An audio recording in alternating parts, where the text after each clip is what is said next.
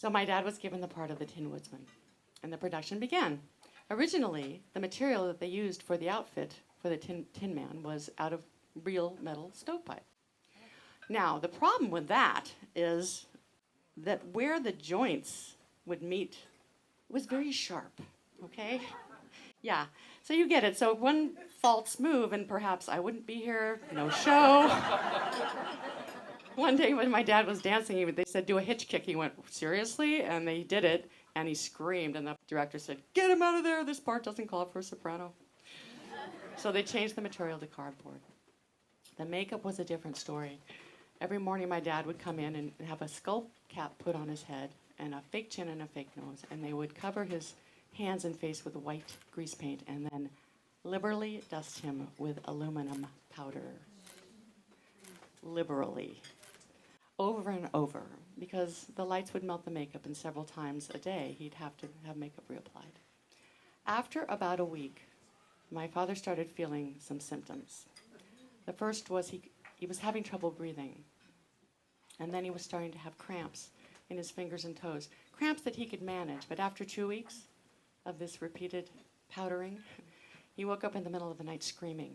His joints were doubling back on themselves. He couldn't breathe at all. He thought he was dying. And he was rushed to the hospital and put in an oxygen tent. Now, the next morning, he was still a bit groggy from, the drugs, but he got a call from the studio, and the nurse picked up the phone and went, the nurse is going, and my dad's thinking, oh, they're checking up on me. That's so nice. And the nurse is going, Mervyn Leroy? Well, I don't care if he is an hour late. Mr. Ebsen is very sick. They were actually getting on him for not being at the studio at work. So that's kind of how it was. It took him 6 weeks to recover, and in the meantime, he was recast by Jack Haley as the part of this Tin Man. And my dad had thought maybe that they didn't believe him, that they thought he was mad about the part being switched. But in the end, he came back, and he was relegated to a series of B-movies till his contract ran out. Now, the interesting thing was that L.B. Mayer offered him a very large sum of money if he were to stay on, but he also said the studio would have to own him, and my dad said no. Here's a song he probably would have sung had he kept the role of the Scarecrow.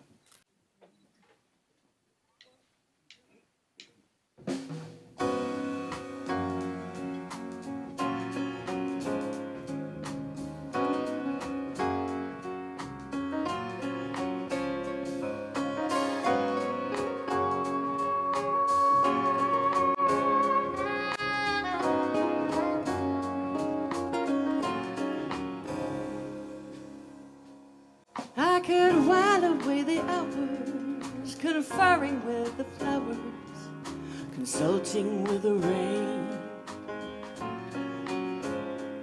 And my head I'd be scratching while my thoughts were busy hatching if I only had a brain. I'd unravel any riddle for any individual in trouble or in pain. With the thoughts I'd be thinking, I could be another Lincoln if I only had a brain. Oh, I could tell you why the ocean's near the shore, but I could think of things that I never thought before. And then I'd say to think some more. I would not be just a nothing, my head all full of stuffing, my heart all full of pain.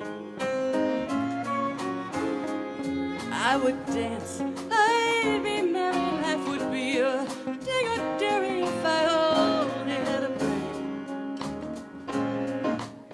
Oh, well, if I only had a brain.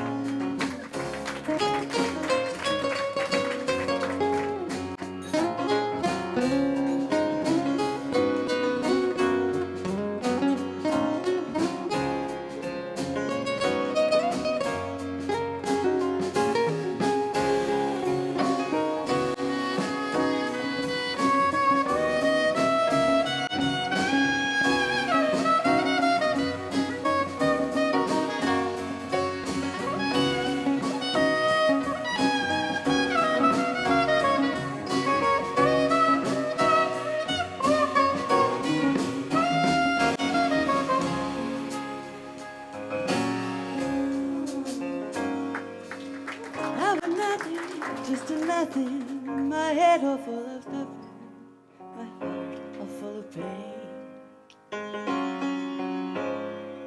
Then perhaps I deserve you and be even worthy of you if I only had a brain.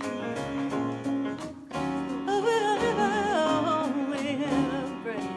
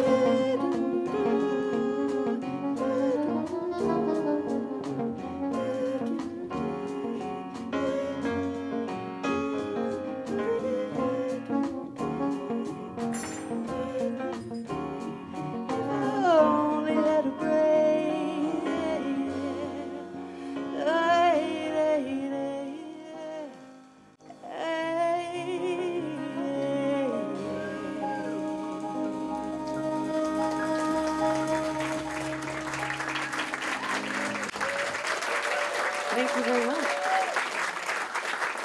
Gloria and George over there. Look out. Thank you.